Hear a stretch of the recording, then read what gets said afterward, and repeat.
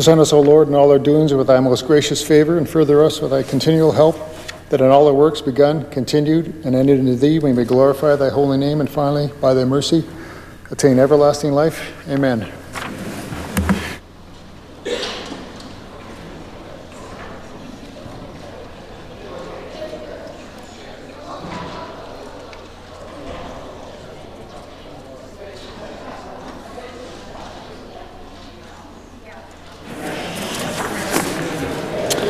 Introduction of guests.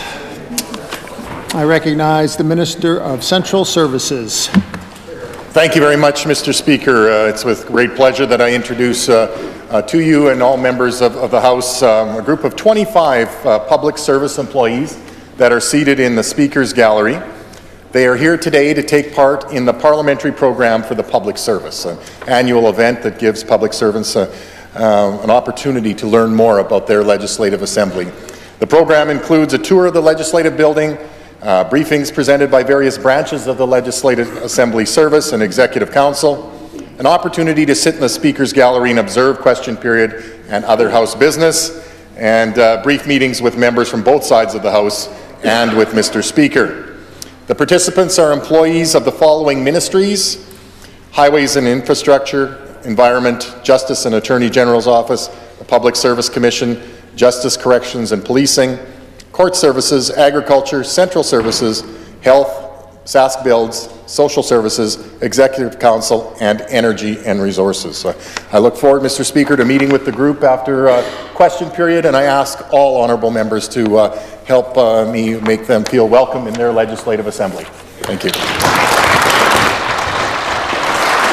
Recognize the member for Regina Elphinstone Centre.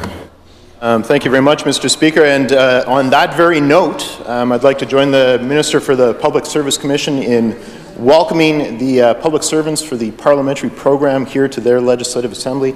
And I guess, you know, the Minister has well canvassed the many and varied ways that they help to serve the people of Saskatchewan, the different ministries and agencies that are represented here today. But I'd also like to further thank them for the work that they do on behalf of the people of Saskatchewan, and to commend them for taking this interest in how the political side of the public service works here in Saskatchewan.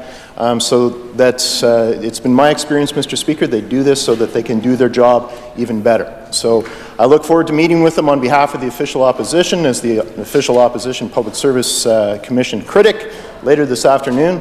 I follow after the Public Service Commission Minister, and that's always an interesting spot in the lineup, but and before the Speaker, of course. But we look forward to that very much.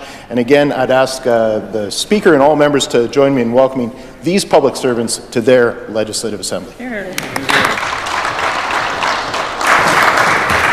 Recognize the Minister of Advanced Education. Thank you very much, Mr. Speaker. Mr. Speaker, in the West Gallery, we have some individuals who represent Enactus, which is a social innovation and entrepreneurship club at the University of Regina. They are working to shape our entrepreneurial leaders who are passionate about giving back to our community.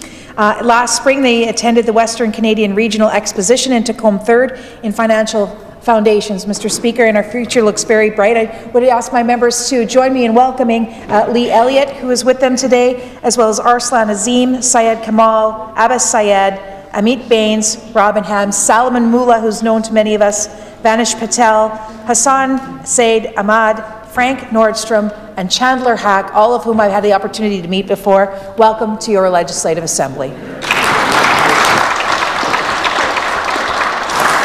Recognize the member for Regina Lakeview. Thank you, Mr. Speaker. I request leave for an extended introduction. Members requested leave for an extended introduction. Is leave granted? Recognize the member. Thank you, Mr. Speaker. I'd like to join with the Minister of Advanced Education in welcoming this group of young leaders to their Legislative Assembly today. And while I'm on my feet, I would also like to welcome a group located in the West Gallery today, Mr. Speaker. I'll be delivering a member statement later, but with us today we have a group of 10 student leaders from the Regina Catholic School Division, accompanied by no less than the Director of Education, Dominic Sculia. located in the gallery with them today, Mr. Speaker. These young student leaders, I'll describe more about their program today, but I do want to introduce them individually. If you would like to just give us a wave or stand up as I read your name out. We have Jensen Semchuk, Bronwyn Herspink, Evan Brick, Angie Rotera, Sarah Sweet, Haley Link, Kara Dorensky, Ashley Fisher, and Jordan Verbeek. Mr. Speaker, I would invite all members to join me in welcoming these young student leaders to their Legislative Assembly.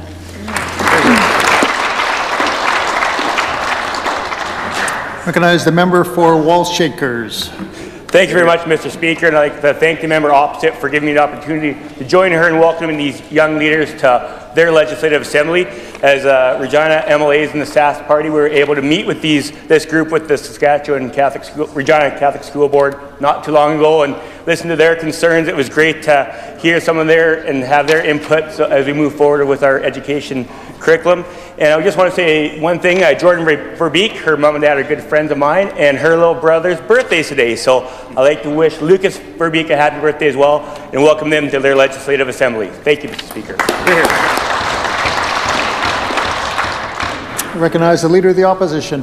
Mr. Speaker, it's my pleasure to rise today and introduce some guests in the West Gallery, where we will see 3 physicians from here in Regina, Solveig Nielsen, Regina Kammerl, and Dr. Sally Mahud. These 3 doctors are practicing here in the city and providing great care. They're also advocates on behalf of expanding and improving our Medicare system, including having pharmacare accessible for all patients throughout the country. Along with them, we have 2 guests in the opposite gallery, Darla De Geer and Deanna Ogle, who work with the Canadian Labour Congress. Deanna has just returned to Saskatchewan. She's in her 3rd day of the job. We're very happy to have her back. And they are also, of course, advocates for the rights of workers all across the country and have been doing some great work advocating for pharmacare. I'd like to ask all of the members to join me in inviting them to their legislature. Recognize the Minister of Health.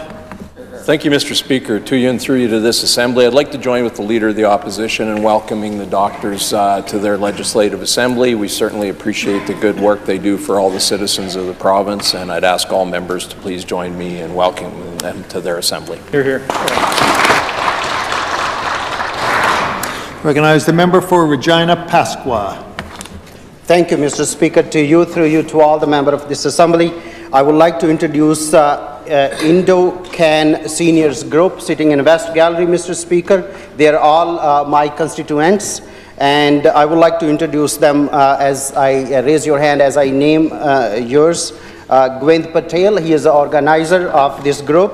Prashant Chokshi, Jagdish Patel, Ghanshyam Patel, Arvind Patel, Ramesh Patel, Praveen Patel, Khodabhai Patel, Dasarath Patel, Deepak Patel, Jayant Patel, Sunil Patel, Savita Patel, Labba Ben Patel, and Geeta Ben Patel, Devan Ben Patel, and Dhan Lakshmi Ben Patel. And thank you very much for keeping all these seniors in social activities and physical activities. I ask all the members to join me, welcome them to their Legislative Assembly. Thank you.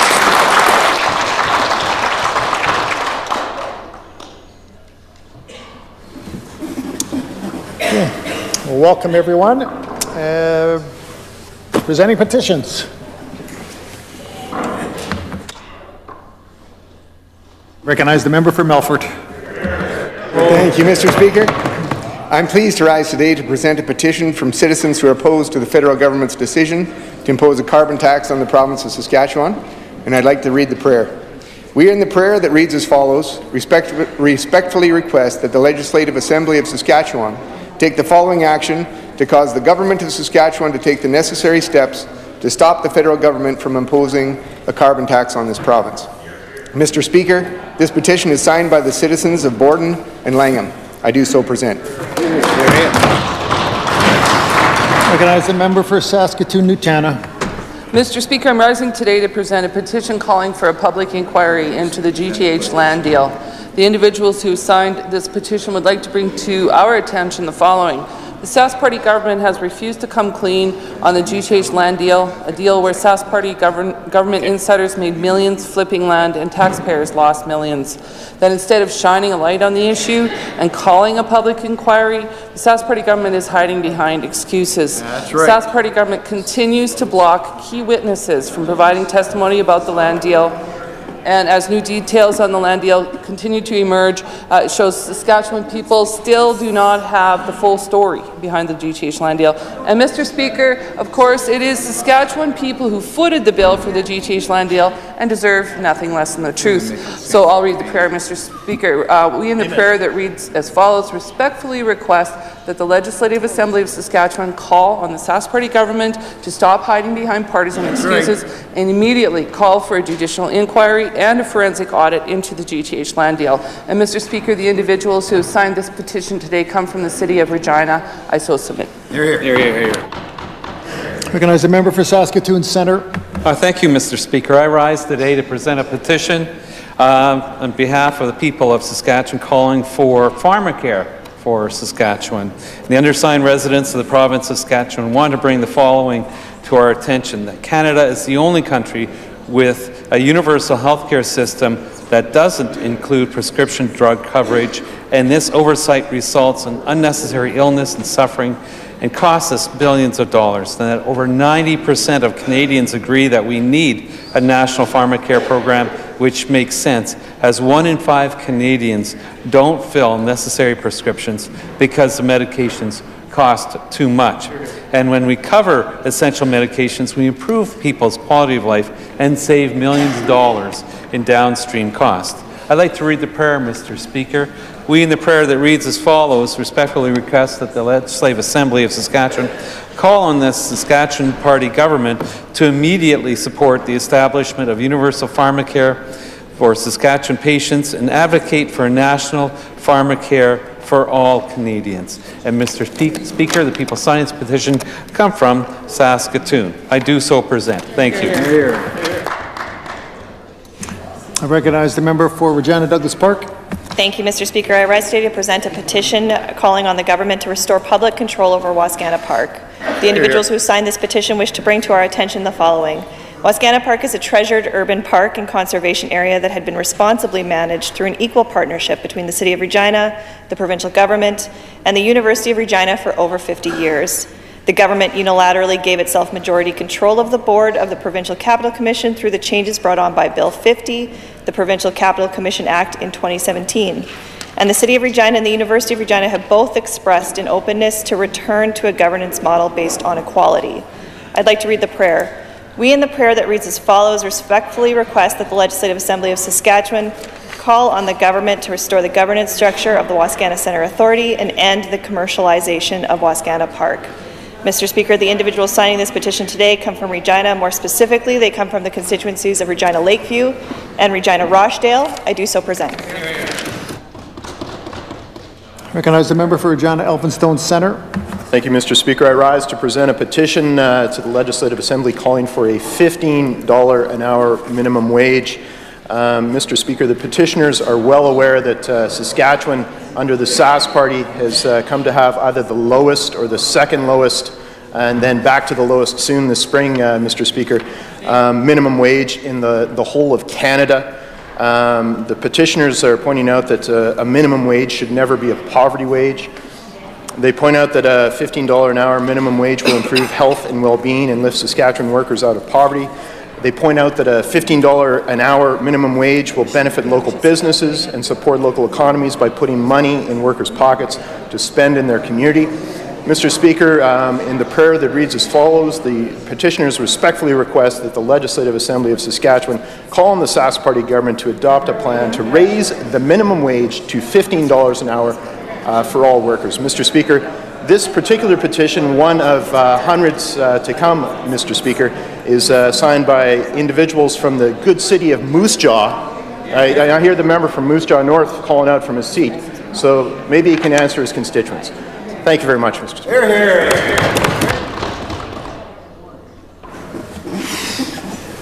Reading and receiving petitions. Statements by members. Recognize the member for Athabasca. Thank you very much, Mr. Speaker. It's very interesting to see the track record of the Saskatchewan Party. They say they're on track, but on track to what, Mr. Speaker? They have a string of broken promises as long as my arm. So it seems that they're on track to break most of the promises they have made.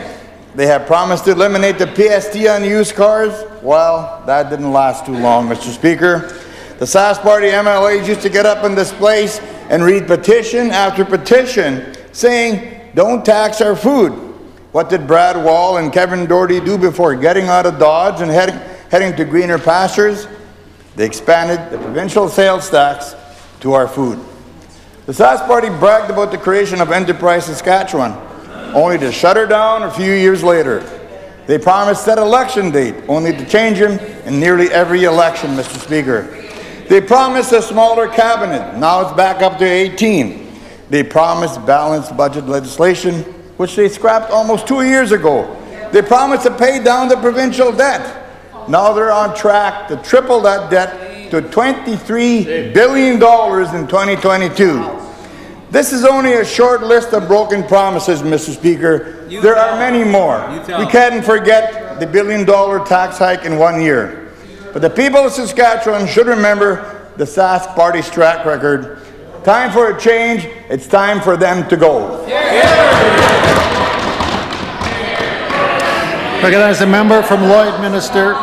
You said he's not ready. Thank you, Mr. Speaker. Mr. Speaker, this month, the Lloydminster Exhibition Association's Pride of the Prairies Bull Show and Sale celebrated 100 years. Top quality bulls from a variety of breeds in both pen and halter formats took center stage in a very lively and exciting auction over the March 2nd to 4th weekend. Mr. Speaker, this event has become a pillar in our community, and celebrating its centennial gave us time to reflect on the accomplishments of many generations of cattle farmers and our agriculture community. Not only does this event offer the best stock in the area, but it also helps boost local seed stock as producers bring their absolute best to the market, which is very crucial for the local cattle industry. Mr. Speaker, this year's slogan was "Tradition Lives Here," a phrase that is both personified by the deep roots and history of the cattle industry, as well as the impact of the economic benefit it has on my community and our province as a whole. I thank all sellers and buyers for attending this milestone event and look forward to the 101st show and sale next year. Mr. Speaker, I now ask that my colleagues please join me in congratulating the Pride of the Prairies Bull Show and Sale on 100 years of tradition. Thank you. As the member for Regina Lakeview. Mr. Speaker, I would like to recognize an innovative program in Regina that is helping students across the city. In fall 2017, Regina Catholic Schools established STRIVE, Student Trustee Representatives Initiative for Voice and Engagement. This program was developed to encourage engaging and meaningful student involvement, and STRIVE aims to improve student voice, to inform division decision-making, and improve student engagement and education and active student citizenship. Members include an executive council consisting of school-selected students who are with us today, one senior and one junior trustee from each of the 4 high schools. These representatives gather once a month at the board office to plan initiatives and share student concerns and feedback with senior administration and the board. STRIVE trustees also attend and present at monthly public school board meetings. And Mr. Speaker, they've been busy. Over the past 2 years, STRIVE has formulated a constitution, established a mission statement and statement of beliefs. They've worked in support of the RCSD's Catholic Education Matters initiative, supported transition activities and documents for elementary schools, students transitioning to high schools, and have been champions in support of mental health initiatives. This year, the executive participated in linkage dialogues between the members of the Legislative Assembly and elected Regina Catholic School trustees. Mr. Speaker, members on this side were really welcomed and encouraged by that meeting. I would invite all members and join me in thanking STRIVE for their hard work. Recognize the member for Lumsden Morse. Thank you, Mr. Speaker. Mr. Speaker, on behalf of my colleague, the Minister for Rural and Remote Health, I would like to acknowledge that March is Colorectal Cancer Awareness Month. This month serves as a good opportunity to remind everyone of the importance of early detection and a balanced, healthy lifestyle. Mr. Speaker, colorectal cancer is the most commonly diagnosed form of cancer in this province. In any given year, more than 650 new cases are diagnosed in our province. When detected early, colorectal cancer can be successfully treated in 90% of cases. Mr. Speaker, the Saskatchewan Cancer Agency launched the screening program for colorectal cancer in 2009. This test takes less than 5 minutes to complete in the privacy of your own home and can detect growths long before symptoms appear. Mr. Speaker, the Saskatchewan Cancer Agency asks that men and women between 50 and 74 years of age contact the agency if they have not received a testing kit within the past 2 years. Mr. Speaker, we cannot stress enough that screening and early detection help save lives. Our government is proud to continue funding the Cancer Agency to ensure that life-saving services like this screening program are available for Saskatchewan people. I now ask my colleagues to please join me in recognizing Colorectal Cancer Awareness Week. Thank you, Mr. Speaker.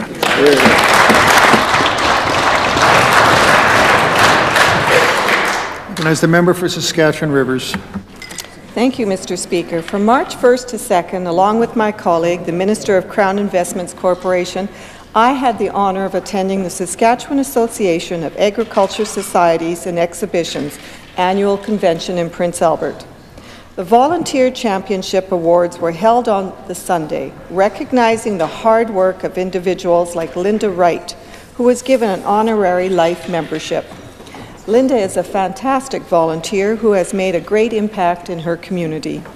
For many years, she has served as a board member and president of her Agriculture Society. Other award recipients were Linda Cheney and Linda Stevens, who were recognized as Volunteers of the Year. Together, these ladies have worked very hard to keep their Agriculture Society and their community going, above and beyond, to bring in new membership and life to their group. Mr. Speaker, the Saskatchewan Association of Agriculture Societies and Exhibitions Convention would not be possible without all the hard work of hundreds of volunteers and their passion for Saskatchewan agriculture. I now ask all members to please join me in congratulating the Association on a successful convention and thank them for their service to our agriculture industry. Thank you. And as a member for Saskatoon Westview. Thank you, Mr. Speaker. In this House, we have heard many stories of Saskatchewan's people's courage, heartbreak, and generosity. And I would like to share another one today. In 2014, James Hockey, Sarah Wensley, and Kara Mitswing were struck by a drunk driver in a stolen vehicle while on their way to track practice. Both James and Sarah did not survive the accident, and Kara sustained serious injuries. Mr. Speaker, JP, as his friends knew him, loved music and started playing the piano at age 6. He was a year away from completing the necessary requirements to teach music when he was so tragically killed. A few weeks ago, to honor their son's memory, Marilou and Alex Hockey donated a baby grand piano that JP had always wanted to Bethlehem Catholic High School, where he attended. Mr. Speaker, the Minister for SGI and I were in attendance for the presentation of this beautiful grand piano, of which there were about 1,000 students. The respect that those students showed for JP was unbelievable. You could hear a pin drop in the room, a display of respect. I hope those students will always remember JP when they see, hear, or are fortunate enough to play the baby grand. I ask all members to join me in recognizing Marilou and Alex Hockey and all those who donated to provide the piano and the lasting memories to Bethlehem Catholic School. Thank you. Hear, hear. Recognize the member for Melfort. Thank you, Mr. Speaker. eHealth Saskatchewan has released the top 20 most popular baby names in the province for 2018. Liam has topped the charts as the most popular name for baby boys for the past 8 years in a row, and this last year was no exception. 84 boys named in Saskatchewan this year were named Liam. The other top names for baby boys were Oliver, Benjamin, and Noah. As for baby girls, No Todd. Oliver was the most popular name for the second year in a row. 69 baby girls last year were named Olivia. Oh my, that would be Olivia. With the next most popular baby names being Emma, Harper, and Sophia. In 2018, some new names found their way onto the top 20 list for the first time. The names Riker, Emmett, and Elijah all made their debut on the list for most popular baby names, while Ellie was the only new baby girl name to make the top 20 list. In 2018, Mr. Speaker, 15,364 babies in Saskatchewan were welcomed into this world. Mr. Speaker, I would like to congratulate all the parents who've added a special new addition into their family this year. And it's been said that the smallest feet make the biggest impressions on our hearts. And as a father of 6, I would say amen to that. So for all of you young mums and dads out there who are considering adding another to this world, I would ask you to bring in the joy and do your part. Thank you so much, Mr. Speaker.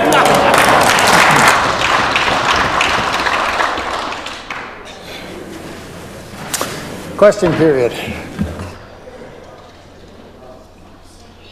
Recognize the Leader of the Opposition.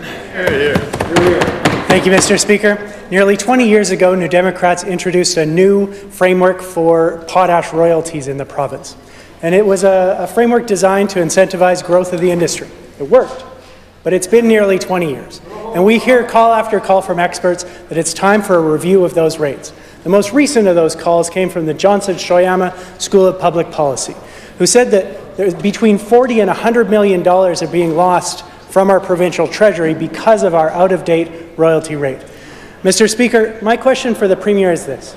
Will he be trying to balance the budget this time around once again by cuts, or is he actually interested in finding out more sources of revenue? Will he be willing to do a review and make sure that we're getting a fair deal for Saskatchewan resources? Hear, hear. Hear, hear. Recognize the Premier. Thank you very much, Mr. Speaker, and I thank the Leader of the Opposition for a question. And I would just advise that in 7 more sleeps, the Leader of the Opposition, the entire Opposition, and the people of the province are going to see the budget that is going to be introduced by the Minister of Finance, Mr. Speaker, next Wednesday. I would add it is going to be a balanced budget, Mr. Speaker, as that is a commitment.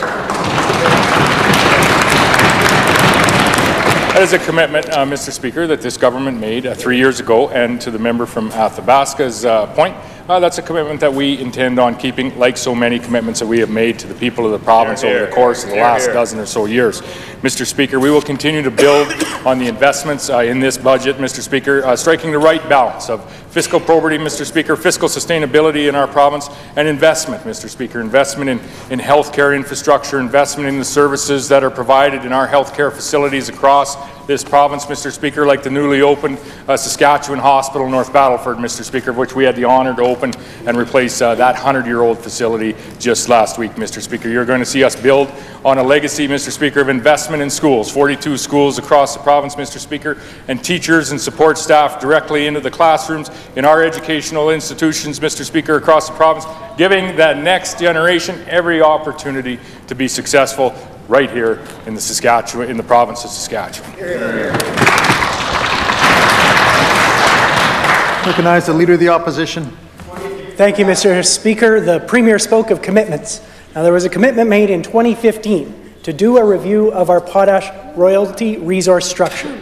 And yet, that commitment seems to have flown out the window. Mr. Speaker, they broke that promise, and they later broke the trust of Saskatchewan people when they cut funding to our classrooms in a time of crisis in education, when they cut hearing aid programs for children, when they eliminated the rental housing supplement, leaving people who are struggling to pay the rent without any support. Mr. Speaker, is the Premier even curious? Does he even want to know if we're getting a fair deal? Will he keep that commitment that was made in 2015? Will he do a review, or is he happy to leave Saskatchewan people without services and without a fair deal? Recognize the Premier. Mr. Speaker, as I said, we're going to introduce a budget that is not only going to be balanced, it's going to strike the right balance on behalf of the people of the province that we represent, Mr. Speaker, and it's going to build on the investments that we've had. It's going to build on the commitments that we have made, Mr. Speaker. The commitments I would contrast with what has happened under the members opposite, Mr. Speaker. During the 16 years they had an opportunity to govern on behalf of the people of this province. It's through those years, Mr. Speaker, where we saw the reduction of over 170 physicians in this province, Mr. Speaker. The reduction of 170 physicians, the closure of 52 facilities across the province, Mr. Speaker. Truly off balance with the priorities of people across the province of Saskatchewan, priorities that we just heard from of the Saskatchewan Association of Rural Municipalities, Mr. Speaker. You contrast that with the investment, Mr. Speaker, that involves expanding our College of Medicine, Mr. Speaker, allowing opportunity to train more people from this province to serve in our communities, resulting, Mr. Speaker, investments resulting in over 900 physicians operating in our communities right across Saskatchewan, Mr. Speaker. That's over a 50% increase in medical professionals, in physicians operating and working with the people and families and communities right across this province, Mr. Speaker. That's an example of a commitment, focused commitment and investment by people by the members on this side of the House, Mr. Speaker. Recognize the Leader of the Opposition. Speaker, speaking of focus, it would be great if the Premier could focus on the question that was asked, which was, will he commit, as promised in 2015, to a review of our potash royalties, or does he not care whether Saskatchewan is getting a fair deal for our non-renewable resources? Ready, Scott. Recognize the Minister of Energy and Resources. Speaker, the Leader of the Opposition called former Premier Devine's statements about Nutrients head office, quote, a bit rich, coming from the guy who sold off Potash Corps, and cautioned against, quote, post-privatization promises. Well, we'll say that statement's a bit rich, coming from a guy whose party nationalized the industry, forced K+S out of the province. The money that he wants to redistribute was created as a result of post-privatization, Mr. Speaker. The potash royalty and production tax system in this province has attracted over $20 billion in expansions and new construction in the last 12 years. Over $600 million in government revenues were collected last year alone. There was a royalty review that was postponed in 2015, which remains on hold as we continue to watch and assess the state of the sector and the 5,400 direct jobs and many more direct jobs, Mr. Speaker, in Saskatchewan. We continue to work collaboratively with all the players in the sector to defend their interests, and we are always looking at ways that our revenue systems could be made fairer and more transparent to maintain that proper balance, Mr. Speaker. Thank you. Recognize the Leader of the Opposition. Thank you, Mr. Speaker. No answer. No surprise there, but no interest in making sure we get a fair deal for Saskatchewan resources.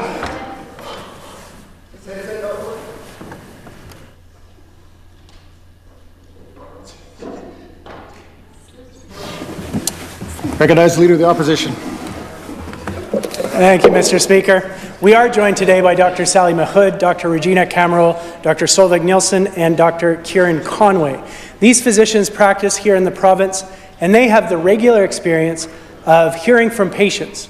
When they give them a prescription, hearing back from those patients, I'd be happy to follow that prescription, but I can't afford to pay for it. Mr. Speaker, right now, the federal government is looking at introducing pharmacare. But what the details are in that pharmacare plan are, we don't yet know, and we still have a chance to influence, Mr. Speaker. So my question for the Premier is, will he join us in calling on the federal government to introduce universal first dollar coverage of an evidence-based formulary so that every Saskatchewan patient can afford the medications they need to stay healthy? Recognize the Minister of Health. Thank you, Mr. Speaker. I've said many times in this Assembly, so as the Premier, outside to the media, in public, Mr. Speaker, that we absolutely support the concept of a national pharmacare program. But as I've also said, the devil's in the details. As the The Leader of the Opposition has said we don't know what the details are yet. The Minister of Rural and Remote Health and myself have had an opportunity to meet with Dr. Eric Hoskins, who's heading up the task force to do the report on national pharmacare, Mr. Speaker. I think it's important that we let them follow through with their work. They released an interim report, frankly, Mr. Speaker, that didn't tell us anything. We're going to wait for the final report and we'll evaluate it at that time. Hear, hear. Good answer, Jimmy. Recognize the Leader of the Opposition. Thank you, Mr. Speaker. A universal pharmacare program in Canada would save dollars, would save lives, $300 million right here in Saskatchewan. That's just in the cost of drugs, not to mention the millions and millions downstream because people stay healthy and don't need as much expensive care because they took the medications in the first place.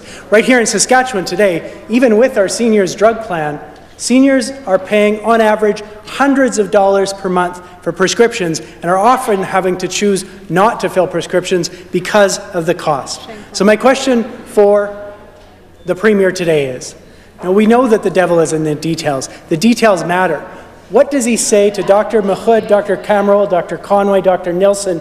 What does he say to their patients about why the Premier and the Minister won't stand up and advocate for real pharmacare, for a universal, publicly funded, first dollar program that funds an evidence-based formulary and makes sure that every Canadian patient, every Saskatchewan patient can afford the medications they need to stay healthy? Recognize the Minister of Health. Mr. Speaker, I would say this. Last fall, the NDP criticized us for not fully endorsing a Liberal federal plan for pharmacare, that we had never seen the report. Now, Mr. Speaker, they haven't seen the report, but they're criticizing it that it's not good enough. Mr. Speaker, why would we not wait until the report comes out? All the provinces have been fully engaged with the federal government. We've been fully engaged with the federal government on this, Mr. Speaker. As I said, I've had the opportunity, along with my colleague, to meet with Eric Hoskins. Our officials are in communication, Mr. Speaker. There are a percentage of people, Mr. Speaker, that aren't covered currently. We think it's important that we have a plan to cover them. Let's see what the federal government comes up with, Mr. Speaker. The NDP should look at this with an open mind. This shouldn't be about ideology. This should be about looking after the good people of Saskatchewan. Recognize the Leader of the Opposition. Thank you, Mr. Speaker. We don't need to see the report to know what a good pharmacare program would look like. Right. We've done our homework. The evidence is out there of how much universal pharmacare would save us, of how many lives it would help to save as well. We know that it would make a difference. Why does this government not do its homework as well? Why is it not willing to stand up and advocate for the kind of program that will serve the needs of Saskatchewan patients? Recognize the Minister of Health. Mr. Speaker, we've said we support the notion of a national pharmacare program, but we need to know what it's going to look like. We're not going to fully endorse something that we don't know what it looks like. The federal government's done a great deal of work on this. Let's have an opportunity to have a look at it. Mr. Speaker, we already have amongst the most robust, probably the best pharmacare program in the country, Mr. Speaker. Let's not forget this. Children are covered, seniors are covered, our low-income people are covered, and Mr. Speaker, nobody in this province will pay more than 3.4% of their income on pharmacy, Mr. Speaker. The members opposite should realize this. Again, they should get off the ideology and they should worry about what's best for the citizens of Saskatchewan. Recognize the member for Saskatoon-Newtana. Mr. Speaker, last fall we repeatedly asked this government what the 1,100 minor deficiencies identified in the Regina Bypass project were. You will recall, Mr. Speaker, the minister read a whole binder's worth of talking points, but she never answered the question. So we wrote written questions, and those finally came back 2 days ago. The strange thing is, they don't quite line up with internal government emails and only list the deficiencies that hadn't been resolved, which is not what we asked. So let's try again. Will the minister unequivocally table the full list of deficiencies identified in the ministry emails? Hear, hear. Hear. Recognize the Minister of Highways. Thank you, Mr. Speaker, and I thank the member opposite for the question. Yes, she did ask this question during the last session, and they did put a written question in, and we answered that question fully with the deficiencies that we have right now. Mr. Speaker, some of those deficiencies are at Chuka Creek. It's no vegetation in place. There's some grading and some topsoil that needs to be replaced at the highway intersection of Gregory Avenue and Highway 48. There's a top coat of paint that needs to be changed because the color doesn't quite match with the rest of the paint. So that's something that we need to replace. Mr. Speaker, we have some seeding on some side slopes that need to be taken care of in several different locations. Some of those locations are the south side of some medians on the center roundabout. Some are on the north side. Some grass needs to be put in those places. Mr. Speaker, these are the type of deficiencies that we have, and if she has a follow-up question, I'd be happy to list more. Recognize the member for Saskatoon-Newtown. Mr. knows full well that we asked for the complete list of deficiencies, not the ones that hadn't been resolved yet. Now, according to an email from Dave Stearns, the Executive Director of the Construction Branch and lead spokesperson on the Regina Bypass Project, and I'll quote, "The combined list from Regina Bypass Partners, the Ministry of Highways and Infrastructure, includes 1,100 minor deficiencies." So where is the list senior ministry officials are referring to? And if you have nothing to hide, will you table it today? Here, here, here. I recognize the Minister of Highways. Thank you, Mr. Speaker, and once again I thank the member opposite for the question. I think one thing that's really important to note here is that with these deficiencies, all of these are noted as the project is taking place, and it's also important to notice that a highway doesn't open completely until the deficiencies are taken care of. So the stuff that she's referring to in this 1,100 list that she has or that she thinks is out there, all of that stuff has been taken care of. These are the actual deficiencies that we have left right now, and that project is 90% complete, on budget, on time. It's going to bring efficiency and safety to the province of Saskatchewan and the people that live here. So this is something I'm very proud of, and be assured all deficiencies are being taken care of, and the ones that are outstanding is the list she's been given. Thank you. Recognize the member for Saskatoon-Newtown. I take that as a no, Mr. Speaker. She will not provide that list. Here's the other thing, Mr. Speaker. The written questions say there were no major deficiencies found. None. Now, this doesn't line up with the government emails, which clearly reference a number of major issues. The two small Balgony roundabouts aren't on here anywhere, despite the havoc it created for that community, and nor was the issue referenced in the House by the former Highways Minister in the spring, and I quote, "Yes, there were some major ones. I'll give you an example. On the Wascana Creek, they hit an aquifer, Mr. Speaker. Yeah. I don't know what the cost of that was for us to fix, because we don't care." Yeah. Mr. Speaker, those were his actual words. Now, I can't make this up. According to the government, none of this happened now, much like the cost structure and accountability project, clear as mud.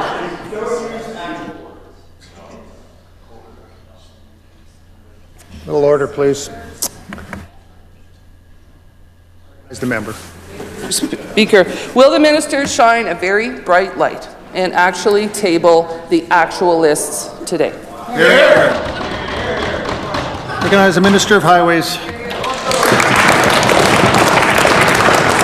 Thank you, Mr. Speaker, and once again I thank the member opposite for the question.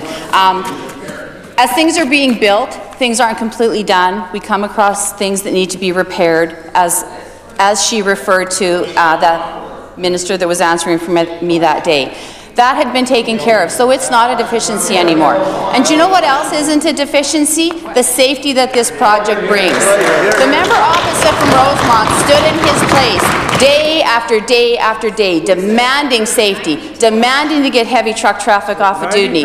This project is exactly what takes care of all of that stuff, and we are not deficient. This project will bring safety to the forefront, and that's what's most important. Thank you, Mr. Speaker. Recognize the member for Saskatoon-Newtown. Thank you, Mr. Speaker. After Pine House governance questions were raised in a letter to the Premier, the then Government Relations Minister promised in October of 2016 to, quote, schedule a meeting with the Village Council at the earliest opportunity to assist them in complying with the provisions of the Local Authority FOI Act. Right. And in her letter, she also indicated that the concerns and recommendations raised, quote, will be responded to by the Ministry of Justice. Nothing further was heard on this matter for the remainder of the minister's tenure. In fact, nothing was heard until 2 years later when the current Minister of Government Relations announced that the province would finally investigate. So what was done in response to those concerns? Did the Finance Minister, then the Minister of Government Relations, meet with the Village Council in her official capacity as promised, and did she assist them in complying with the provisions of the law as she committed to do? Hear, hear. Recognize the Minister of Finance. Just in the very beginning, I will have to correct the member opposite. I was not the Minister of Government Relations when it was decided to do an investigation with the village of Pine House. We'll allow that to take place, and there will be a report in due course. Recognize the member for Saskatoon-Newtana. Well, Mr. Speaker, maybe then we should ask the current Minister of Government Relations, who has had his own photo ops with the Village Council. Has he, quote, assisted them in complying with the law as his predecessor promised 2 years ago? Hear, hear. Recognize the Premier. Mr. Speaker, as the previous ministers indicated, it was the current minister that was in place, Mr. Speaker, with respect to when the investigation was decided to move forward. Mr. Speaker, this is the responsibilities of whoever is in the Minister of Government Relations. As ministers of the Crown, Mr. Speaker, have a number of responsibilities, and this is one of those responsibilities, Mr. Speaker. And again, what we see here, Mr. Speaker, is quite frankly doing politics differently, Mr. Speaker, in the House of this Assembly. Our Legislative Assembly, Mr. Speaker. We see the members opposite, Mr. Speaker, in particular that member, driving by members on this side, Mr. Speaker, in an attempt to smear in some way the honourable mention, Mr. Speaker, and the honourable way in which members on this side of the House continue to conduct themselves on behalf of the people that put us here. Hear, hear. As a member for Saskatoon-Newtana. Mr. Speaker, we have also requested Ministry of Justice correspondence on this matter, but the Ministry refused to release any records at all. Did the Minister of Justice respond to the concerns raised in the July 2016 letter as the then Minister of Government Relations said they would? And if he did, can he share with this Assembly about any results of his efforts to get the village to comply with the law? Hear, hear. Hear, hear. Recognize the Minister of Justice. Thank you, Mr. Speaker. The communications that the minister or member opposite is referring to would be privileged communications, solicitor-client privilege. She would be well aware that she's practiced law in this province for a number of years, and should be fully aware of how information is provided by way of legal opinions. I haven't seen the legal opinions. These opinions are provided across government for a variety of different issues. Mr. Speaker, there was issues arose at the village of Pine House. The minister, who is still a minister today, acted on those, conducted an investigation. There's a review underway, and Mr. Speaker, that's how things are supposed to be done. When there's a complaint comes forward, the ministry or whatever ministry that's affected or involved in it is supposed to conduct an investigation, conduct a review, and act on those concerns. And Mr. Speaker, there's a time constraints to go through, and they will continue to do that. And Mr. Speaker, I have confidence that that minister will provide a good response. As a member for Saskatoon-Newtana. Mr. Speaker, the July 2016 letter from 34 concerned citizens outlined a very simple fix to the problems that have plagued the efforts to get to the bottom of irregularities at Pine House Village over the past several years. The lack of teeth in the Local Authority FOI Act that denies the Commissioner the power to order documents to be made public. We called for these changes last May. Now, once again, we are calling to the Minister. Will he commit to this simple and necessary fix to ensure the openness, the transparency, and the accountability that Saskatchewan people expect? Hear, hear. Hear, hear. Recognize the Minister of Justice. Mr. Speaker, we respect the concerns that were raised by the citizens. We receive those, we act on them. We don't instantly go out and make a legislative change or go out and do a knee-jerk reaction. We act appropriately, we act thoroughly. We will conduct an investigation into those matters. That investigation is underway. If the legislation leads or the investigation leads to something where it would warrant a change to legislation at some point in time, we would certainly do that, whether it be to the Municipalities Act, whether it be to LA FOIP or some other piece of legislation. But, Mr. Speaker, the member's office should just wait until that happens. The concerns are taken seriously. The minister acted on this. The minister was very careful, very appropriate in his response, and we'll make sure that it takes its course. And, Mr. Speaker, the member's office, I would just urge them to be comfortable and to support that process as it takes place, and not do anything that's going to demean or detract or do something that will put that process in order. We don't interfere in those things, Mr. Speaker. Those things are conducted by officials, and, Mr. Speaker, our intention is to let that happen. Recognize the member for Saskatoon-Newtana. Mr. Speaker, I think the minister has confused his lines on the GTH within his response to this question. This government in 2007 promised to be the most open and accountable and transparent government in the history of the universe, Mr. Speaker. Well, all we're saying is that the commissioner responsible for freedom of information has identified a flaw in the legislation, and we would just look for a serious, responsible answer from the Minister of Justice as to what his intentions are with respect to those concerns from our Commissioner. Recognize Minister of Justice. Mr. Speaker, the members opposite may choose to conduct themselves in that fashion where they act on a knee-jerk, where they don't do a careful analysis, where they don't do a review, where they don't sit down and look at what's taken, where they don't let an independent and careful review come to its conclusion, where they don't look at the results of that review and see what the recommendations of that, where they don't follow careful processes and make good, sound decisions, Mr. Speaker. The members' office would rather have a quick political heyday rather than do things the proper way. And, Mr. Speaker, we're not like that. We're going to do things properly on this side of the House.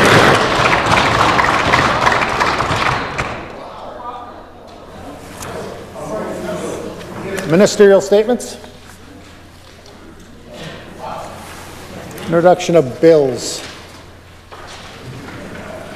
Presenting reports by standing and special committees. Orders of the day. Written questions. Question number 46 asked by Ms. Beck. Recognize the government whip. Thank you, Mr. Speaker. I wish to table the answer to question number 46. Table 46. Question number 47 asked by Ms. Sproul. Recognize the government whip. Thank you, Mr. Speaker. I wish to order the answer to question number 47. Ordered. Question 47.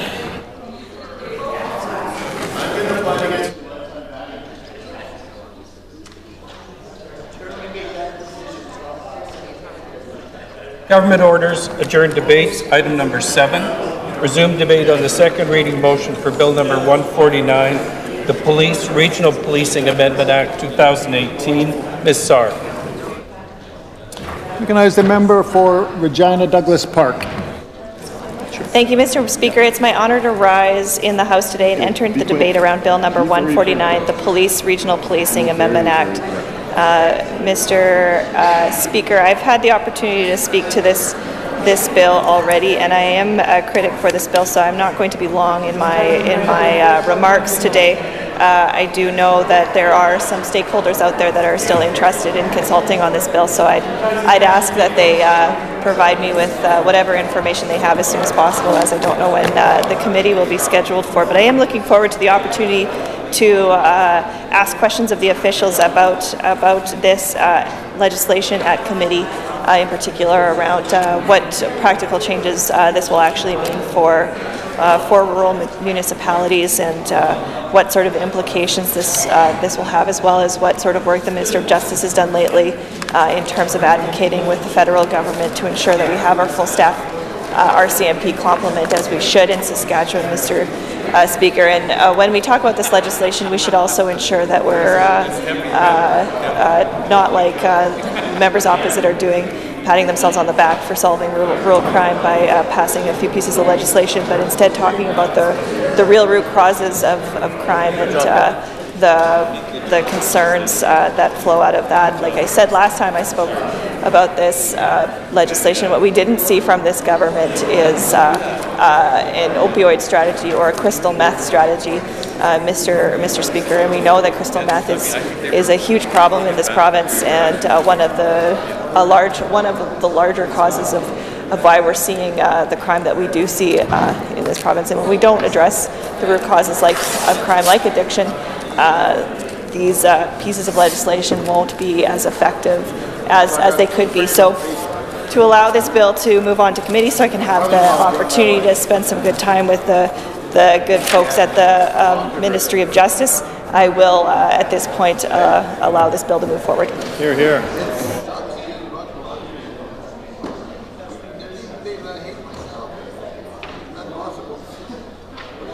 There's nobody on. It has been moved that bill number 149 be now read a second time. Is Assembly ready for the question?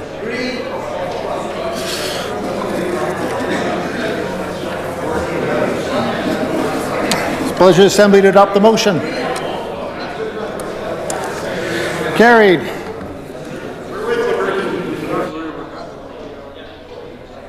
How many more sweeps before the federal election there? All right. To which committee shall this bill be placed? I'm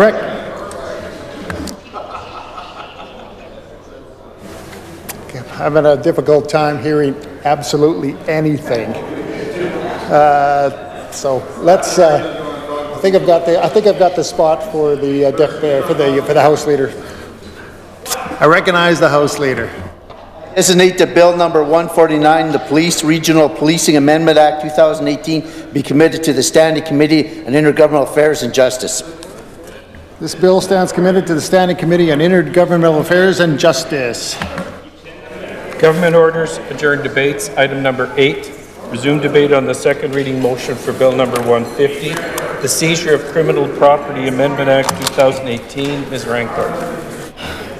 Recognize the member for Regina Douglas Park. Thank you, Mr. Speaker. It's my honor to rise this afternoon and enter the debate around Bill number 150, the Seizure of Criminal Property Amendment Act.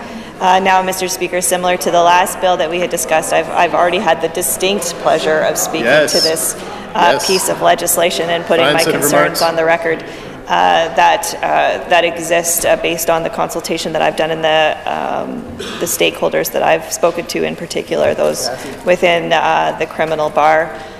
Mr. Speaker, there are a lot of concerns about why this legislation is being amended and the impacts that this will have on what I think is fair to say a vulnerable sector in our community, Mr. Speaker, and what sort of level of consultation has occurred prior to this. So similar to the last bill, so I have the opportunity to have what is even more distinct pleasure than speaking to this bill, which is spending some time with the good folks, the brilliant lawyers at the Ministry of Justice. I will now allow this bill to move on to its next stage. Bless your soul. Question before the Assembly is a motion by the Minister that Bill number 150 be now read a second time. Is it the pleasure of the Assembly to adopt the motion? Carried. This bill. To which committee shall this bill be committed? I recognize the Government House Leader. I designate that Bill number 150, the Seizure of Criminal Property Amendment Act 2018, be committed to the Standing Committee on Intergovernmental Affairs and Justice. This bill stands committed to the Standing Committee on Intergovernmental Affairs and Justice. Government orders, adjourn debates. Item number 16, resume debate on the second reading motion for Bill number 163, the Legal Profession Amendment Act 2018. Ms. Chartier. I recognize the member for Regina Elphinstone Centre. Thanks very much, Mr. Speaker. Thanks for the great introduction, and certainly good to take my place in this Assembly and join the debate that is raging on around Bill number 163, the Legal Profession Amendment Act. Mr. Speaker, far be it from me to say, to use this as some kind of launching point for lawyer jokes. I'll refrain from that.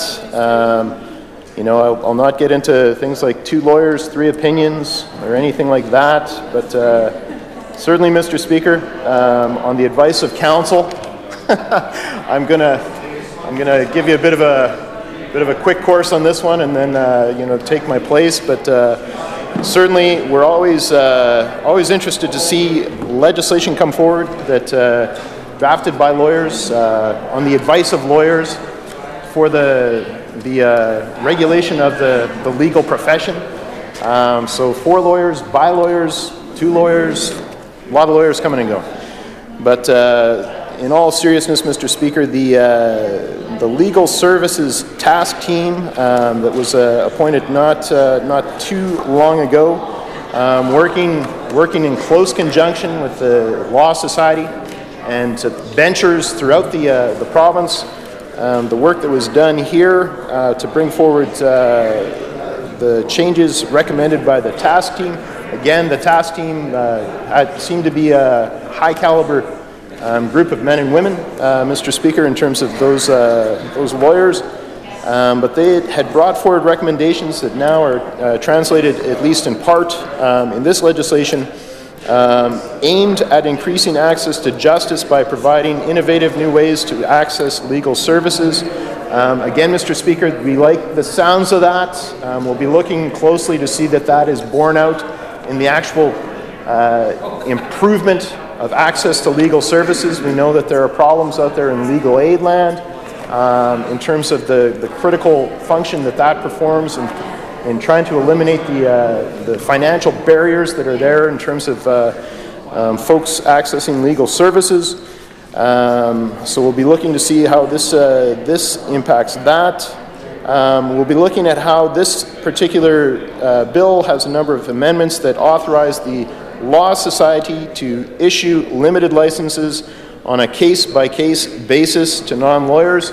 That's certainly a significant move, Mr. Speaker, and I know that professional societies generally are quite jealous and guard jealously their credentials.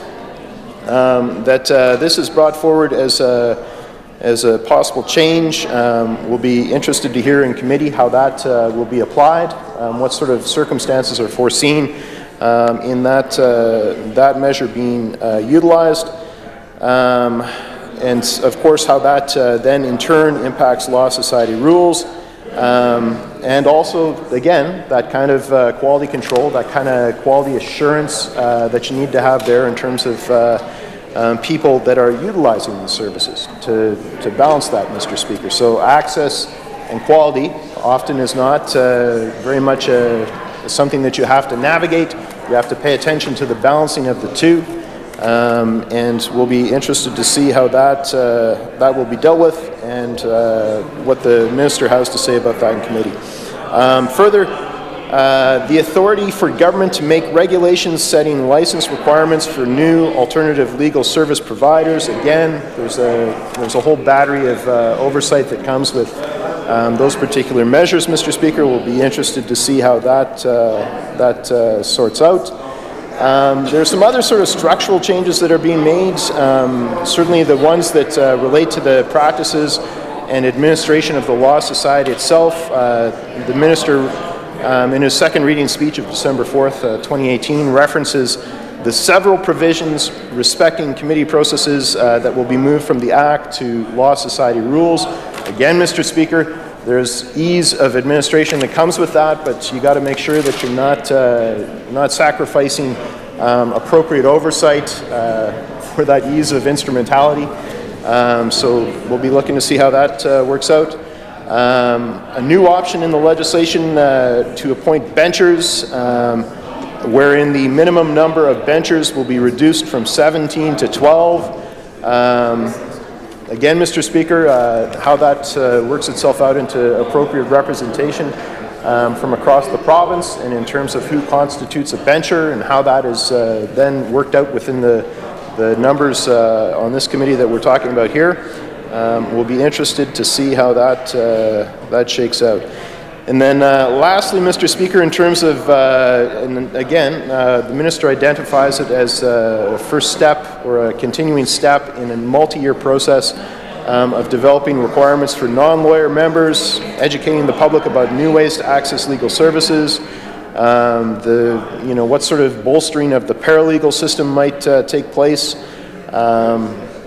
and in terms of how that impacts questions of access to justice and affordability, and again, how they're balanced off against quality. So, Mr. Speaker, all of these things most interesting. I'm sure my legally credentialed colleagues, I should say, how they will be weighing in on this one. It could be a split decision. We'll see. But I know that I'll be looking to their insight and input to this this particular piece of legislation, and as ever, be looking very much forward to the kind of detailed examination that is on offer at committee, and moving clause by clause through the legislation. So with that, Mr. Speaker, I'd move to adjourn debate on Bill number 163, the Legal Profession Amendment Act 2018. This opposition member rests. The member for Regina Elphinstone Centre has moved to adjourn debate on Bill number 163. It is the pleasure of the Assembly to adopt the motion. Carried.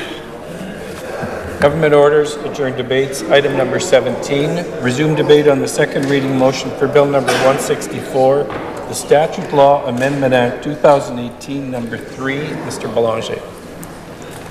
Recognize the member for Regina Lakeview. Mr. Speaker, and it is indeed my pleasure to rise this afternoon and enter into debate on Bill number 164, the Statute Amendments Act 2018. Well, Mr. Speaker, this act proposes changes to 47 different acts. Acts as varied as the Agricultural Implements Act, the Funeral and Cremation Services Act, the Planning and Development Act, the Registered Teachers Act, the Saskatchewan 4-H Foundation Act, the Tax Enforcement Act, the White Cane Act, the Power Corporation Act, Mr. Speaker. You might ask what all of these pieces of legislation have in common, and I certainly did when I looked at that list, Mr. Speaker. It would seem that these are all acts that require a bit of housekeeping, and that certainly is what the minister indicated when he introduced this bill back in December of last year. The minister noted that there were general housekeeping changes to pieces of the legislation to modernize provisions. I think I've expressed before, Mr. Speaker, that sometimes we get a little nervous when we hear that things are being streamlined and modernized. Sometimes there are other surprises in there when we look deeper at those bills. But it would appear on surface here that is the case, that there some standard upgrading of language.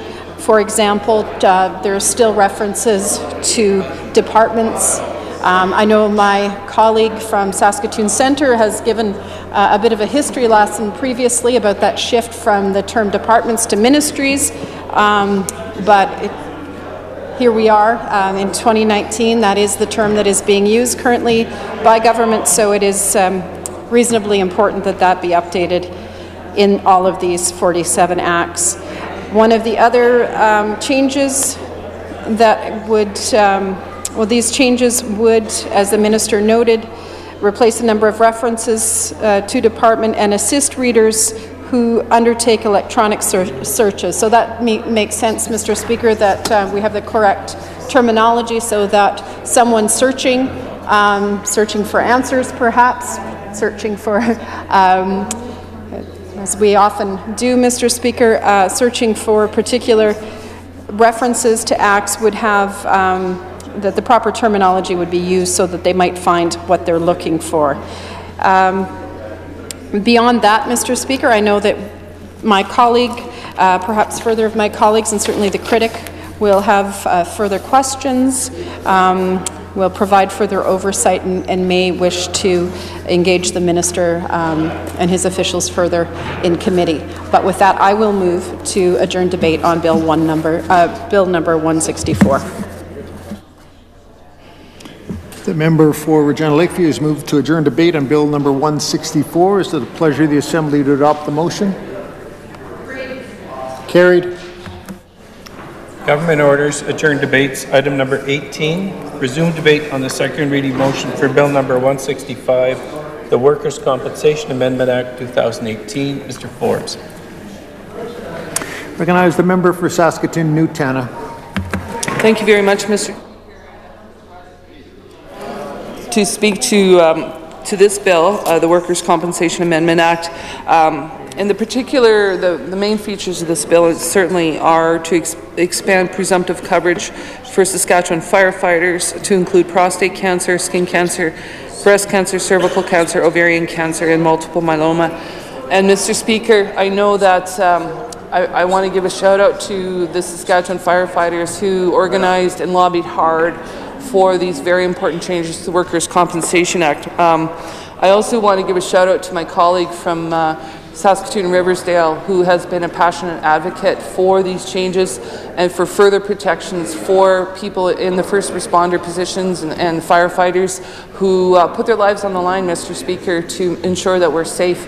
And Mr. Speaker, as April approaches, I know many of us will be thinking back to a year ago when the tragic accident, the Humboldt Broncos bus crash, and the role of the first responders in that tragedy, I think really highlighted for us how they have been putting themselves on the line. And just this week, Mr. Speaker, we've heard news of high rates of suicide for first responders, and again, it just shows how dangerous that work is, how much they need every possible support that we can give them, because they are out there on the front lines and they are out there putting their lives at risk, and not just in the immediate emergency, Mr. Speaker, but when you think about PTSD and other kinds of mental health issues that come out of this kind of work, this is a lifelong struggle that many of these first responders are dealing with, and it just is beyond me to even imagine the kind of horrors that they have to deal with during their actual during their actual work, but also when they get home to their families and loved ones. And so these changes are incredibly important. I think it's just part of our reflection of the importance of these positions and the types of illnesses that workers can get when they're on the job. And so I think those kinds of changes are very important. The second part of the bill is in relation to the composition of the Workers' Compensation Board. And apparently the minister has done consultations on this and with a number of stakeholder groups, and they're going to expand the board to 7 members with 2 full-time members and then 4 part-time members. Mr. Speaker, previously, of course, the board was made up of five members, but I assume the consultations led the government to making this decision to expand it, and he does say it will allow them to hear appeals on a more timely manner. And Mr. Speaker, I think anyone who sits and waits for 6 months for a coroner's report or many months for reference on carbon tax in Saskatchewan, like those waiting periods are long, and it really does keep people in the lurch. So if we can do appeals more quickly, I think that makes sense, Mr. Speaker. He has another change which moves the exemption from the Freedom of Information and Protection of Privacy Act. We were talking about that in question period, Mr. Speaker, in terms of local governments and whether exempting this is, in this case, it's an exemption for workers to access their own claim file, even though there's protected information. So again, in the interest of transparency and accountability, I think that's a good move. I think that's an important move, and that this would be an appropriate change in the legislation. Barring that, Mr. Speaker, and whatever discussions we're able to have with the minister in a conversation in committee, I don't have any further comments on this bill, and therefore I'll move to adjourn the debate on Bill number 165, the Workers' Compensation Amendment Act 2018. Member for Saskatoon-Newtana has moved to adjourn debate on Bill number 165. It's a pleasure of the Assembly to adopt the motion. Carried. Government orders, adjourn debates. Item number 11, resume debate on the second reading motion for Bill number 157, the Education Amendment Act 2018. Ms. Sarr. Recognize the member for Regina Elphinstone Centre.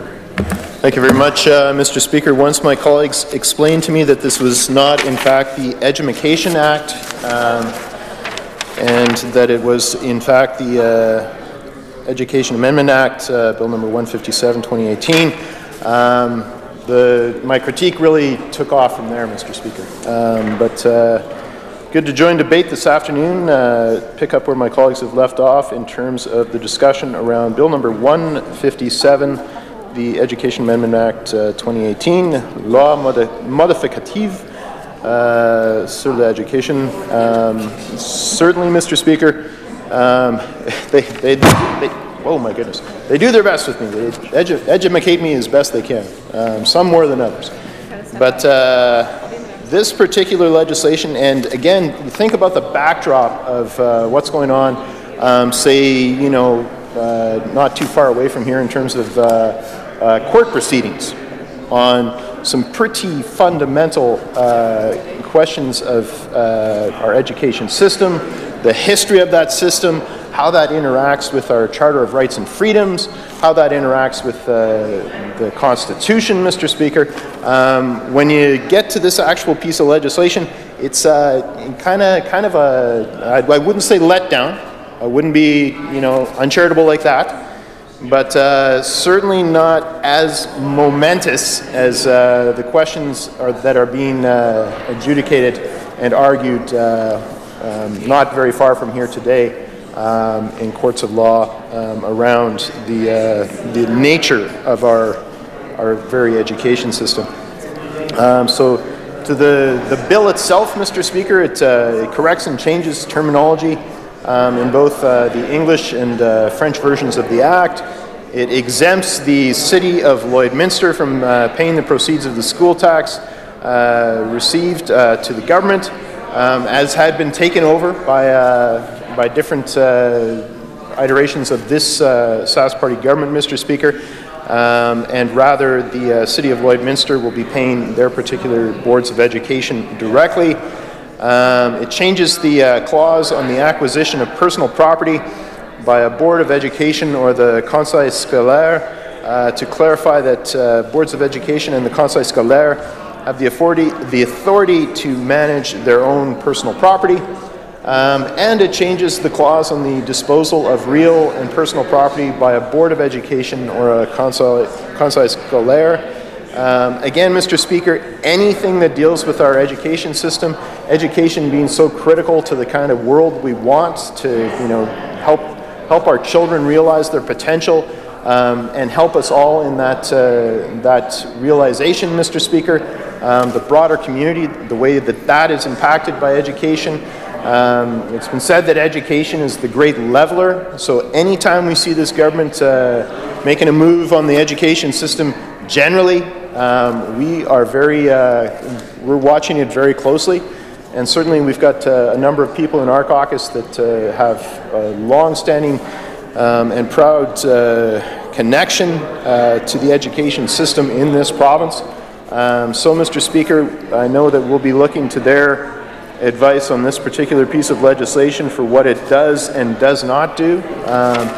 And is this a case of house cleaning while there's a debate outside that's raging, Mr. Speaker, in terms of the broader issues of properly resourcing the system, making certain that it meets the 21st century needs of our students and our communities, Mr. Speaker, and not the least of which is the fact that we've got a fundamental question as to the nature of our education system being adjudicated, mere kilometers away from here, Mr. Speaker, in terms of court proceedings. So, again, this would seem to be, on the face of it, helpful legislation, dealing with things like terminology and proper delineation of responsibility as regards property and who the City of Lloydminster should be paying their property tax to, Mr. Speaker. But it does take place against that bigger backdrop of all these issues that we see playing out. And we can't help but wonder if those issues wouldn't be better addressed by changes to the Education Act. Although, sometimes the worst thing about responses on the part of this government is you know, what's in the response. It's, you know, the only thing worse than being ignored by this government is sometimes, you know, waking up on their radar. So, Mr. Speaker, again, we'll be looking at this particular piece of legislation very closely and noting how it you know, is brought to this Legislative Assembly against this bigger backdrop of some very important issues for the well-being of this province, for the treatment of students, for the retention of teachers in our system. It'd be interesting to see how this all comes together. But for that being said, Mr. Speaker, I would move to adjourn debate on Bill number 157, the Education Amendment Act 2018.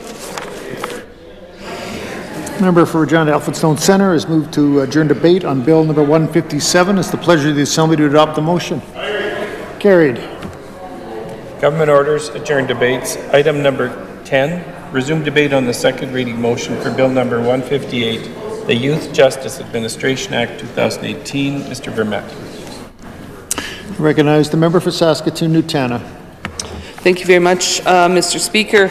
And as I was thinking about this, getting up in this debate, I was thinking about being a youth and how fortunate I was as a young kid to have free run of the farm. Of course, when I was 16, got my driver's license and was able to go to town, hang out, and I think by many indicators, I was fortunate and didn't end up on the wrong side of the law in any significant way. The other thing I'm thinking about as I get up to speak to this is thank God my kids got through it too. They're in their 20s now, so we won't ever be in youth court with either of my kids. And so but I think about why. Why is that, Mr. Speaker? Why was I so fortunate to be able to avoid these kinds of unfortunate circumstances? And I think we know the story. When many kids come in conflict with youth is stemming from other parts of their life that have caused them to come into conflict with the law. And we've talked about it a lot in the Assembly over this last session, you know, when it comes to rural crime. And we look at the Colton Boushie trial of Gerald Stanley, who killed Colton Boushie. And, you know, what were the real circumstances leading up to that situation? And Mr. Speaker, I know it happened on our farm too, where things were stolen. And back in those days, of course, there were more farms around, there were more people around, and as rural people get more and more isolated, and I think some of the trials and tribulations of many young people and crystal meth and drug addictions are pushing them towards crime. It's a recipe for disaster, Mr. Speaker, and the Gerald Stanley Colton Boushie situation, I think, is a good reflection of that collision course that we're on. So we look at something like a Youth Justice Administration Act, and I think back to when I got elected, this government decided to shut down Yarrow, which was a group home for children in conflict with the law. And I think for many of those kids, it was a home that they never really ever had in their own situation. I was there, it was comfortable, there was a kitchen, you could smell muffins baking, there was sports for them to do, there was a TV, and they had their own room, and these kids were cared for by the workers there in a way that was not a punitive way. It was a caring, nurturing way. And from what I understand, the results that group home were able to provide were fairly significant and changed those kids' lives. So it was really disappointing when the minister decided that it was time to close that home and put those kids into the facility in my riding, Kilburn Hall, Mr. Speaker. And I was there for a couple of the public meetings. There was a lot of concerns raised, and the minister's staff tried their best to answer the questions, but I don't think the minister fully thought through the implications of what was happening here. I saw the cells where these kids who had come in conflict with law were going to be placed. Their beds were cement pads that they would throw a mat on top of. These were cells, Mr. Speaker. So for a kid to go from a group home to basically a jail Mr. Speaker, I think would have had a very negative impact on the rehabilitation of those kids and their chance to maybe learn and understand enough about themselves to be able to make better decisions in the future, Mr. Speaker. And as we know, punitive treatment is only one goal of sentencing for adults, and when you think about youth, it's even more important to look at rehabilitation and repentance for past transgressions. This bill, there are a number of questions, and I know that they'll have to be answered in the committee process, Mr. Speaker, where we can actually ask direct questions to the minister and his officials. There are a lot of concerns in this bill about the amount of power that's being given, particularly in the seclusion section and the searches section. So as you know, Mr. Speaker, seclusion has been in the news quite a bit as of late, and even schools using it as a tool of control and / punishment. And Mr. Speaker, that's been proven to be very, very detrimental and non-productive.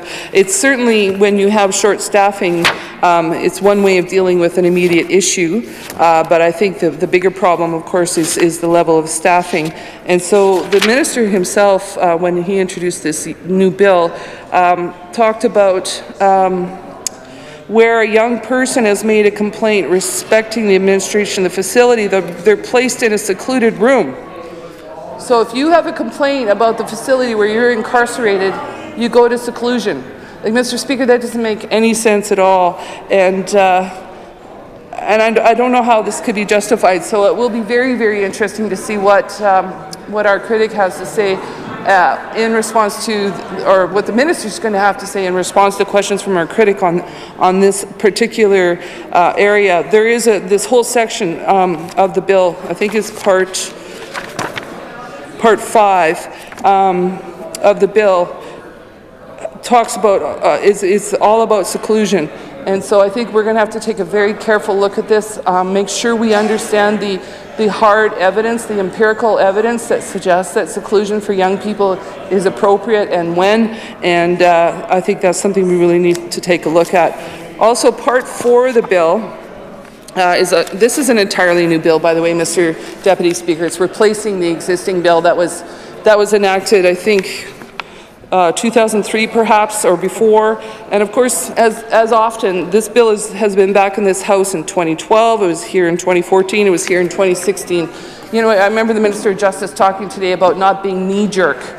Well, let's bring the bill back every couple of years and maybe fix one thing here and one thing there, and then maybe 6 years later we'll actually get around to redrafting the bill. So he's definitely not knee-jerk in this context for sure, because apparently these changes have only come to this government now. So Part 4 is around searches, and as I say, this is a very new portion of the bill. It didn't exist. In fact, the first bill only had basically 14 sections back in 2003, and now we've got a long, extensive bill that's coming forward. So we will have a number of questions about the seclusion provisions, the searching provisions, bodily substances, urinalysis, contraband, searches of youth workers in a custody facility, searches of visitors, searches of vehicles. These are all very, very detailed in the new Part 4. Strip searches, when will they be allowed to do them? And again, these are young people, Mr. Speaker. So this is important stuff, and we have to make sure we get it right.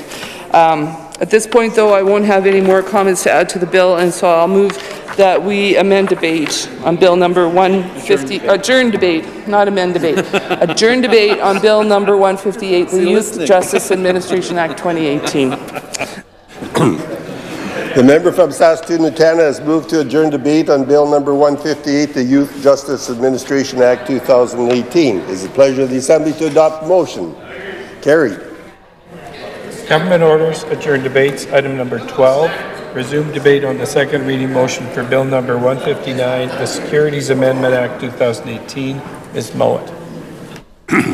I recognize the member from Saskatoon Centre. Thank you very much, Mr. Deputy Speaker. It's a pleasure to enter into debate on Bill number 159, an act to amend the Securities Act 1988. And it's one that's, I think, a very important one. It's one that we get right. And as the minister alluded to in his own remarks, this is a quick start because of anticipation of things that will be happening in Europe come into effect on January 1st, 2020.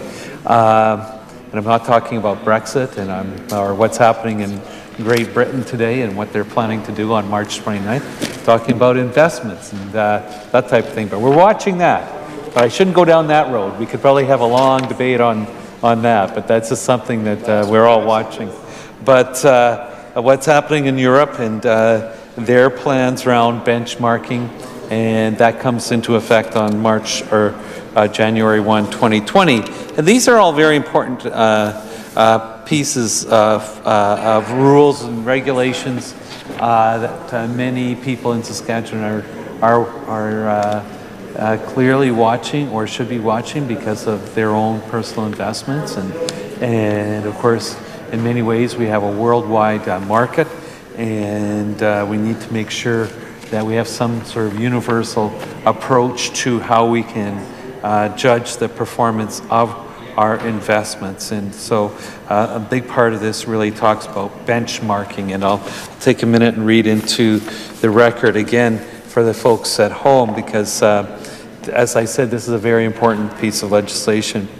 And he talks about the first set of changes relate to benchmark regulation. And he says benchmarks are standards used to measure the performance of securities or derivatives. If benchmarks are not based on reliable information or are otherwise manipulated by administrators, their use can lead to significant negative financial consequences for investors. So what's happening for investors? So what's happening is they're trying to standardize the practice of benchmarks by which you judge the performance of your investment, and they're setting standards to do that in Europe, and then now they're doing this to follow that in Canada, and this all comes together as a way to protect people. And this is very, very important because we see and we hear in the news stories of people who have lost their lifetime investments. So these are things they've set aside to retire on, or they decided that would be the way that they add value to the marketplace, and they for a variety of reasons that should have been caught or they should have been protected from, they've made investments they thought were solid and ended up not being solid. And so this is a good idea that we have this. But as I said, the minister did talk about that this is setting up a new regulatory system, and then we'll be replacing the new legislation with a new uniform securities legislation. But that will come later, I understand, so we'll be watching for that as this part gets put into place. So, Mr. Speaker, it is technical, and I don't want to be pretending to be an investment advisor here, especially on air, so I don't want to give anybody any inaccurate information, but I would say, well, stay tuned for this and be talking to the people at the Financial and Consumer Affairs Authority of Saskatchewan, the FCAA, familiar with some of the folks there. They're very good, solid people, and they'll be making sure people do have the best advice they have. So people who do come into our office and have concerns about investments or their pensions or whatever, this is a good place to go to, the FCAA, the Financial and Consumer Affairs Authority of Saskatchewan. A very important part of our public service. So with that, Mr. Deputy Speaker, I am pleased to move adjournment now of Bill number 159, an act to amend Securities Act 1988. Thank you. The member from Saskatoon Centre has moved to adjourn debate on Bill number 159. It is the pleasure of the Assembly to adopt the motion. Carried. Government orders, adjourned debates. Item number 13. Resume debate on the second reading motion for Bill number 160, the Trespass to Property Amendment Act 2018. Ms. Beck. I recognize the member from Prince Albert Northcote. Thank you, Mr. Deputy Speaker. It's an honour to stand here today and add my remarks with regards to adjourned debates for Bill number 160, the Trespass to Property Amendment Act. Mr. Deputy Speaker, this particular piece of legislation has been in the media quite a bit, and there's been a lot of discussion with regards to the changes with this legislation, and there was some lengthy discussion in this House as well with regards to some of the changes here. I have to admit that hunting and snowmobiling and that kind of stuff, ATVing, isn't something that I do on a regular basis. I tend to not participate in things like that, so that is not my area of expertise. But I have talked to some individuals. Some people have come to my office with some concerns with regards to this legislation, and spoke with some individuals that are community leaders. When I was the critic for municipal relations, this was being discussed at that point. So I had some discussion with some council members and Reeves from RMs, and also some of the urban centers. They wanted to talk about this, and also talk to some of the individuals who would maybe be impacted with regards to the changes of this legislation, with regards to hunters and the First Nations individuals who oftentimes hunt and gather on land too, and how they feel about the changes to this piece of legislation. So again, this is a very controversial piece, and so I'm pretty sure when this comes to committee that there'll be a whole lot of discussion. But I do want to bring up some points when I did some of my research with regards to this. When the minister brought this forward, he was quoted saying this will bring a balance between the rights of rural landowners and members of the public. Even that statement itself, I don't understand how these changes will bring that balance and what he means by that. So I think there'd be some good questions with regards to that. This piece of legislation amends all other pieces of legislation, such as the Trespass to Property Act and Snowmobile Act, and I believe the Wildlife Act. And so there's also some other pieces of legislation that was discussed when there was the media release of regards to the changes of this legislation, which the minister did not bring in his remarks. So I don't know exactly what impacts the changes of this legislation will have on the All-Terrain Vehicles Act and the Provincial Lands Regulation Act. And so those would be some important questions to ask once it goes to committee of what kind of impact that will have. He also indicated that the reasons why they are doing this was because there has been concerns with the increase of crimes in rural communities and rural property, the increase of property damage and biosecurity, and so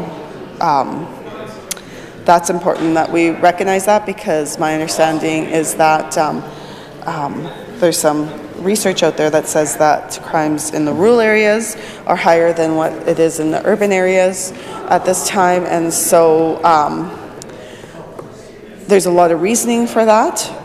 We've had some discussion with law enforcement officers that indicate that due to the increase of drug use with regards to especially crystal meth and opioids and such, that individuals who are seeking funding for that, to keep up with their drug use, property crimes tend to go up, and that's what law enforcement officers have indicated, was that when you see an increase of drug use, you see an increase of property crime, and oftentimes rural areas are areas that make it easier for property crime to happen. And so I understand the concerns that people have in those areas, and I know some communities who have done some work on their own to address some of those concerns. Whenever we make some serious changes to pieces of legislation, I often wonder what the research background is with regards to those changes. So some of the questions I have is, has there been any data to indicate that these changes that will be implemented in this legislation, will that result in a reduction in crime? We know that Manitoba and Alberta have similar policies, similar pieces of legislation. Has that, when they implemented this, did that show a reduction of crime, or what are their crime levels within the rural areas, and do they attribute changes that are being suggested in this legislation to be something that helped reduce that? I think we need to make decisions that are evidence-based, Mr. Deputy Speaker, and be able to go to the public and say, this is where we found some information, this is the data we have, and I definitely would like to see ministries do more of that information digging. We could hire the proper individuals, researchers, to do that kind of information, and we need to be accountable when we're making this type of changes and showing how the reasoning behind it. Because, Mr. Deputy Speaker, when I did the research on this particular bill, and I looked to see what led to these changes, a lot of it went back to an online questionnaire that was put forward by this government from August 9th to October 2nd. And like I said, Mr. Deputy Speaker, I'm not a big wildlife enthusiastic person. I don't do hunting, but my understanding is that's about the time of the year that a lot of people are out and about and doing that kind of stuff. I used to date a guy that wasn't around a lot in September because he was out hunting, you know, and so I'm wondering how those times really met the individuals that we were looking for to be respondents of this questionnaire. So that's something to be in question as well. I believe in a province with 1 million people, they had 1,600 people who responded to this questionnaire. I don't think that's enough of a body of people to say that this is exactly what Saskatchewan people want, that the responses from them. But anyway, the government believes it is. And so out of the 1,600 people who responded to this questionnaire that was done at a time frame that wasn't very readily available for individuals who participate in these activities, 65% of them voted in favor of having to ask for permission to access land. So 65% of that 1,600 people. So, Mr. Deputy Speaker, I don't think that is a good pool to be basing a lot of our decisions on. And the minister didn't indicate anywhere here, and I sure hope he has done his research with talking with stakeholders and getting some information from them. So, Mr. Deputy Speaker, I think there'll be a lot of questions that the critic will ask with regards to who was consulted, what information was gathered, where did they get the evidence-based information to indicate that this was going to be something that will reduce the crime, will reduce the property damage, will reduce biosecurity, because those are the three things that were supposed to be the priorities with regards to making these changes.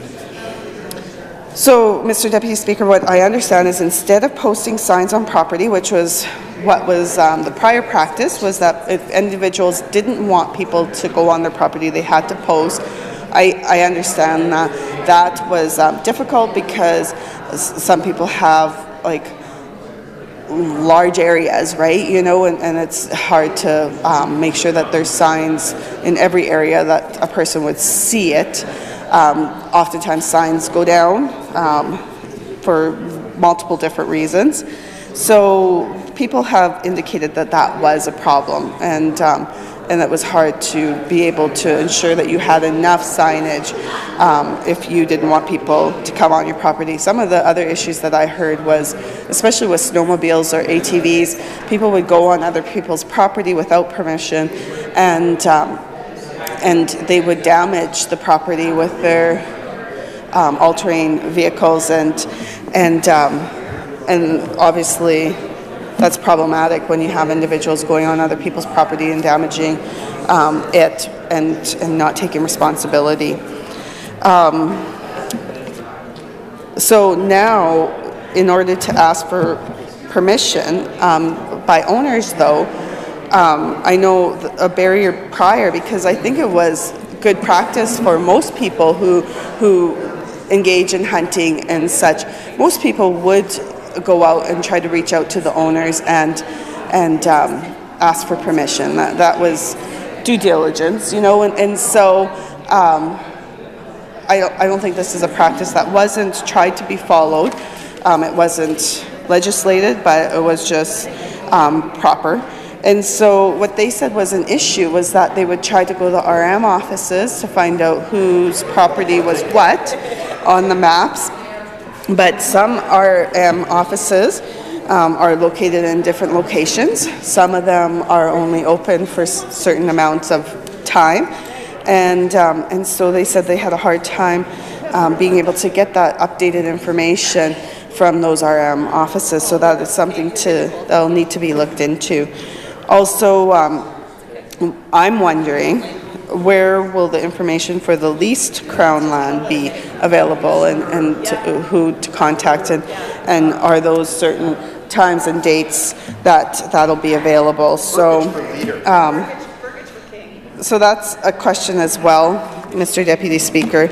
I don't know if any of these changes to this legislation is actually going to help with those issues that I just mentioned, you know, and so I guess I would have some questions with the minister and his officials with regards to how will they ensure that individuals will be able to find out who owns those lands or who's responsible for them, and how are they going to work better to ensuring that that is updated on a regular basis. A big question too is, how will this be monitored and enforced, Mr. Deputy Speaker? We already know that our enforcement officers are already strapped for time, so how will we know that they'll be able to add this to their plate and be able to do a good job with enforcement? The other issue that it has is this creates a presumption that a person is found on a premises does not have consent. So officers will have to present to them saying that they will expect people to provide that level of consent. And what will they need? Will they need a certain paper? What kind of information will they need to have on them to prove that they have consent of the owner? Also, one of the questions I had was, what length of time does that permission is in effect? Is there some information within the legislation here that says it's 1 year, 6 months, 3 months, or if the owner provides you permission, is it deemed to assume that that permission is good for a lifetime? I don't know what those answers are, Mr. Deputy Speaker, so I'm pretty sure that'll be some questions that the critic might want to ask when it comes to committee. So, Mr. Deputy Speaker, at this time, I think I'm going to adjourn debate on Bill number 160. Thank you. The member from Prince Albert, North Dakota has moved to adjourn debate on Bill number 160, the Trespass to Property Amendment Act 2018. Is it the pleasure of the Assembly to adopt the motion? Carried. I recognize the Government House Leader. Mr. Speaker, I move that this House do now adjourn for the CPA supper tonight. Hear, hear. The Government House Leader has moved that this House adjourns. Is it the pleasure of the Assembly to adopt the motion? Carried. This House stands adjourned until tomorrow at 10 a.m.